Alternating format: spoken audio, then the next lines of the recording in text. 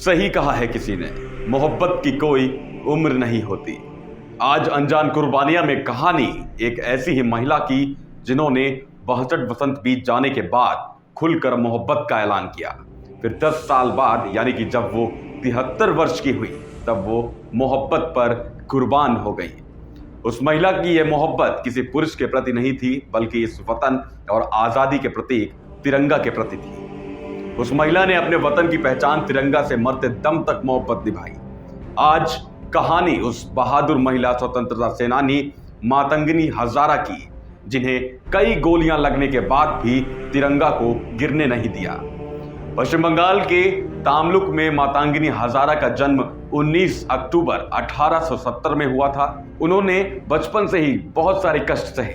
पारिवारिक पृष्ठभूमि गरीब था तो पढ़ाई लिखाई का सोचना भी पाप था। उनकी शादी गांव के ही एक 62 वर्षीय पुरुष से कर दी गई जब उनकी उम्र मात्र 12 साल थी। महज 6 साल बाद ही वो विधवा हो गई। उनके पति के मौत के बाद सौतेली संतानों ने उन्हें घर से बाहर निकाल दिया। उस वक्त उनकी उम्र 18 वर्ष थी। कुछ दिनों तक इधर उधर भटकने के बाद उन्होंने एक कच्ची झोपड़ी बनाई और वहीं अपना जीवन यापन करने लगी। उनके अच्छे और करुणामय व्यवहार की वजह से वो पूरे गांव के लिए मां समान हो गई। उन्होंने वहीं गांव में रहकर ही लंबे समय तक जीवन यापन किया। जीविका चलाने के लिए वो लोगों के घरों में काम करती थीं। ऐसे ही उनका जीवन अभाव लेकिन शांति से कट रहा था। तब तक उन्हें यह भनक भी नहीं थी कि वो अंग्रेजों के गुलाम हैं और देश स्वतंत्र नहीं है। इसका सबसे बड़ा कारण यह था कि वो गांव और अपने जीवन में सीमित हो गई थी। अनपढ़ होने की वजह से कोई खास जानकारी भी उपलब्ध नहीं होती थी उन्हें। जब वो 62 साल की होने वाली थी तब वो गांव से बाहर निकली और अंग्रेजों के द्वारा किए जा रहे अत्याचारों को देखा। उन्हें अंग्रेजों के गुलाम होने का मतलब समझ आने लगा। साल 1930 के आसपास की बात है। उस वक्त महात्मा गांधी अंग्रेजों के खिलाफ अहिंसक आंदोलन चला रहे थे।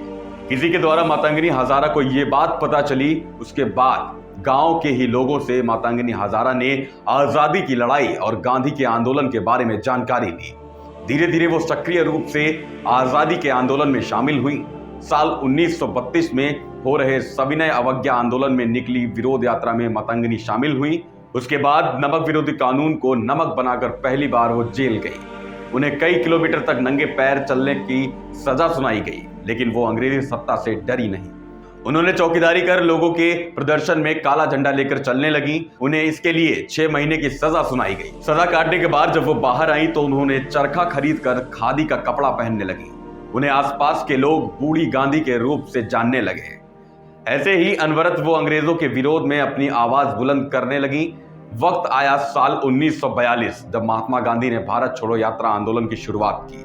मातंगिनी हजारा ने करो या मरो के नारों के साथ अपने गांव तामलुक की कमान संभाल ली। मिदनापुर के स्वतंत्रता सेनानियों ने यह तय किया कि सभी थानों और सरकारी कार्यालयों पर तिरंगा फहराना है। 29 सितंबर 1942 के दिन तामलुक गांव के तकरीबन 6000 गांव वाले, जिसमें अधिकतर महिलाएं थीं, सब थाने की तरफ बढ़ने लगी। बढ़ती भीड़ को अंग्रेजी पुलिस ने चिताते हुए सबको पीछे हटने के लिए बोला। तभी उस भीड़ में से मातंगिनी हजारा निकल कर आगे आई और बोली, मैं फहराऊंगी तिरंगा, आज कोई मुझे नहीं रोक सकता।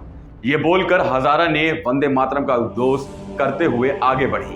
उन्होंने आगे बढ़ते देख पुलिस ने पहली गोली उनके दाएं हाथ पर मारी, लेकिन उन्होंने झंडे को गिरने नहीं दिया। इसके बाद उन्होंने तिरंगे को दूसरे हाथ में पकड़ा और आगे बढ़ चली। साथ ही साथ वंदे मातरम का भी नारा लगाती रही।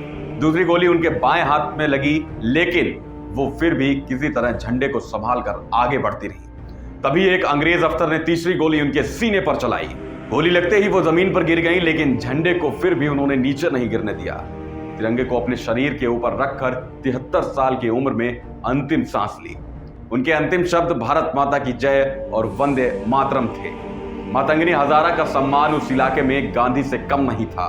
उनके मौत पर लोग इतने आक्रोशित हुए कि उन्होंने सभी दफ्तरों पर कब्जा कर लिया। उन्होंने 1942 में ही अपने इलाकों में आजादी की घोषणा कर दी। हालांकि कई महीनों बाद गांधी के कहने पर उन्होंने सरकारी दफ्तरों पर से कब्जा छोड़ा। जब गांधी को मातंगिनी हजारा के संबंध में पता चला तो वो मातंगिनी के अदम्य साहस के लिए हैरान थे, लेकिन हमारे इतिहास में उन्हें सही जगह नहीं दी गई। ये शर्मनाक है हमारे लिए, हमारा इतिहास लिखने वालों के लिए। और हमारी शिक्षा व्यवस्था को निर्धारित करने वालों के लिए। फेमिनिज्म का सबसे बड़ा उदाहरण अर्धांगिनी हजारा हैं और हमेशा रहेंगी, जिन्होंने अपना पूरा जीवन कष्ट में काटा लेकिन अपने जीवन के अंतिम समय को देश के लिए समर्पित किया। आज के इस एपिसोड में इतना ही, बाकी अगले एपिसोड में मिलते हैं एक नई कहानी के साथ। तब तक के लिए जय हिंद, जय भारत।